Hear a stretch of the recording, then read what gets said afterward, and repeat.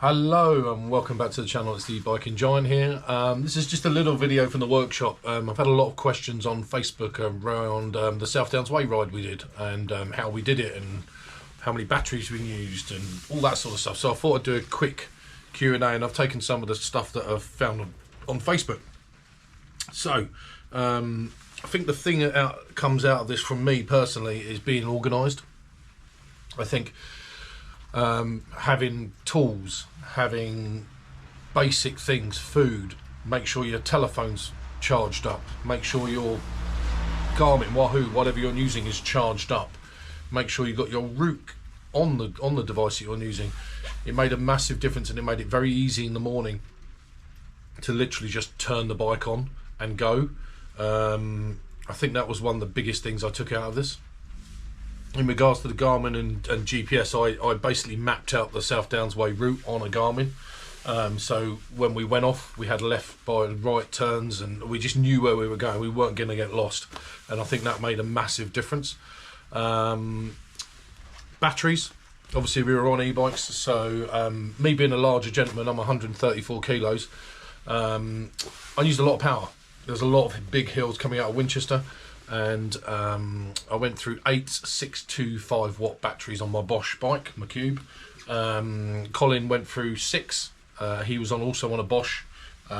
So it just shows the difference. I think the big thing as well is, one, it was very cold that morning when we left.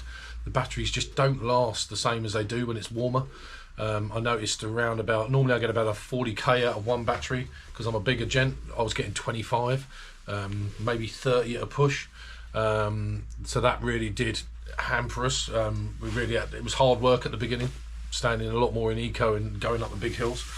What else is there? Let's have a look. Oh yeah, my favourite, food.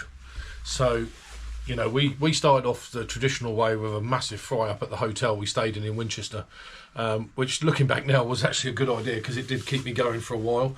But I did take loads of food with me, protein bars, bananas. I had so much stuff. I also had a Camelback on my back with water in, 3 litre. I filled that up 4 times throughout the day.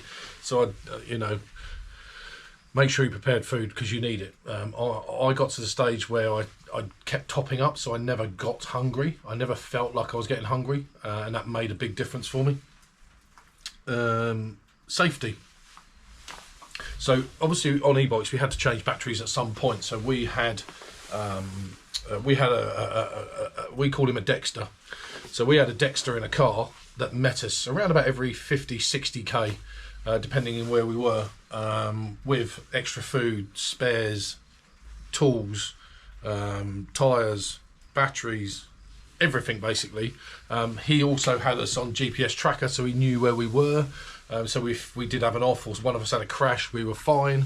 So yeah, safety is a big one. If you're going to do this, let someone know where you are, whether they can, you know, come and get you, or they can tell the emergency services where you are. It's always good to, you know, find my iPhone, or WhatsApp can now tell you where you are, and or have a tracker on the bike or whatever. Have something to make sure everyone knows where you are. And I suppose the thing out of this as well, I went into this thinking, oh my god, it's going to be horrific. It's going to be, and I'll be honest, it was hard. Even on an e-bike, it was hard. But we had such a laugh, and I would suggest anyone that wants to do it, do it. It was amazing. I mean, but just be prepared. Anyway, that's enough from me. If you've got any more questions, get a hold of me on the comments or Instagram or Facebook. I'm everywhere. This is the Biking Giant. Please subscribe, and I'll speak to you soon.